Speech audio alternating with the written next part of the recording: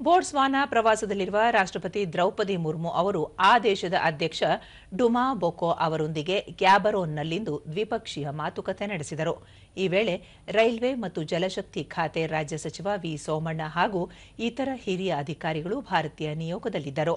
ವ್ಯಾಪಾರ ಮತ್ತು ಹೂಡಿಕೆ, ತಂತ್ರಜ್ಞಾನ, ಪುನರ್ ನವೀಕರಿಸಬಹುದಾದ ಇಂಧನ, ಕೃಷಿ, ಆರೋಗ್ಯ, ಔಷಧ, ರಕ್ಷಣೆ, ಕೌಶಲ್ಯಾಭಿವೃದ್ಧಿ, ಶಿಕ್ಷಣ, ಸಾಮರ್ಥ್ಯ ನಿರ್ಮಾಣ, ಡಿಜಿಟಲ್ ತಂತ್ರಜ್ಞಾನ ಸೇರಿದಂತೆ ವಿವಿಧ ಕ್ಷೇತ್ರಗಳಲ್ಲಿನ ಸಹಕಾರದ ಕುರಿತು ಸಮಾಲೋಚನೆ ನಡೆಯಿತು. ವಿವಿಧ ಒಪ್ಪಂದಗಳಿಗೆ ಉಭಯ ನಾಯಕರು ಸಹಿ ಹಾಕಿದರು.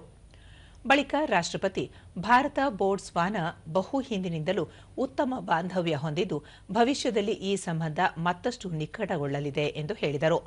ವಿವಿಧ ವಲಯಗಳಲ್ಲಿ ಇಂದು ಮಹತ್ವದ ಒಪ್ಪಂದ ಏರ್ಪಟ್ಟಿದ್ದು ದ್ವಿಪಕ್ಷೀಯ ಹಿತಾಸಕ್ತಿಗೆ ಪೂರಕವಾಗಿದೆ. ಬೋಟ್ಸ್ವಾನಾ ಆರ್ಥಿಕ ಅಭಿವೃದ್ಧಿಯಲ್ಲಿ ಭಾರತೀಯ ಸಂಸ್ಥೆಗಳು ಹೆಚ್ಚಿನ ಪಾಲುದಾರಿಕೆ ಹಾಗೂ ಪಾತ್ರ ವಹಿಸುತ್ತಿರುವುದು ಸ್ವಾಗತಾರ್ಹ ಬೆಳವಣಿಗೆ ಎಂದು ಹೇಳಿದರು. ಬೋಟ್ಸ್ವಾನಾ ಸರ್ಕಾರದ ಮನವಿ ಮೇರೆಗೆ ಅತ್ಯಗತ್ಯ ಮತ್ತು ಗುಣಮಟ್ಟದ ಔಷಧಿಗಳನ್ನು ಭಾರತದಿಂದ ಪೂರೈಸುವ ಬಗ್ಗೆ ಒಪ್ಪಂದ ಏರ್ಪಟ್ಟಿದ್ದು ಇದರಿಂದ ಅಲ್ಲಿನ ನಾಗರಿಕರಿಗೆ ಅನುಕೂಲವಾಗಲಿದೆ. ಭಾರತ ಆಫ್ರಿಕಾ ಪ್ರಾದೇಶಿಕ ವೇದಿಕೆಯಲ್ಲಿ ಭಾರತೀಯ ಪಾಲುದಾರಿಕೆ ಮತ್ತಷ್ಟು ವಿಸ್ತರಣೆಯಾಗುವ ಬಗ್ಗೆ ಸಕಾರಾತ್ಮಕ ಚರ್ಚೆ ನಡೆದಿದೆ ಎಂದರು. ಭಾರತದಲ್ಲಿ ವನ್ಯಜೀವಿ ಸಂರಕ್ಷಣೆ ನಿಟ್ಟಿನಲ್ಲಿ ಬೋಟ್ಸ್ವಾನಾದಿಂದ ಉತ್ತಮ ಪ್ರತಿಕ್ರಿಯೆ ಬಂದಿದ್ದು ಈಗಾಗಲೇ ಭಾರತಕ್ಕೆ ಚಿರತೆಗಳನ್ನು ಆ ರಾಷ್ಟ್ರ ನೀಡಿದೆ ಎಂದು ರಾಷ್ಟ್ರಪತಿ ಹೇಳಿದರು. Trade and investment, agriculture, renewable energy, health, education, skill development, defence and digital technology. We witnessed the signing of an important agreement which will help in providing easy access of good quality and affordable Indian medicines to the citizens of Botswana.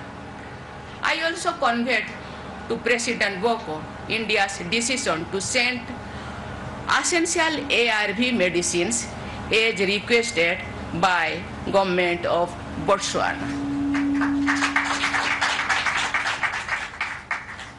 We are encouraged by the growing participation of Indian companies in Botswana's economic development, particularly in the diamond sector.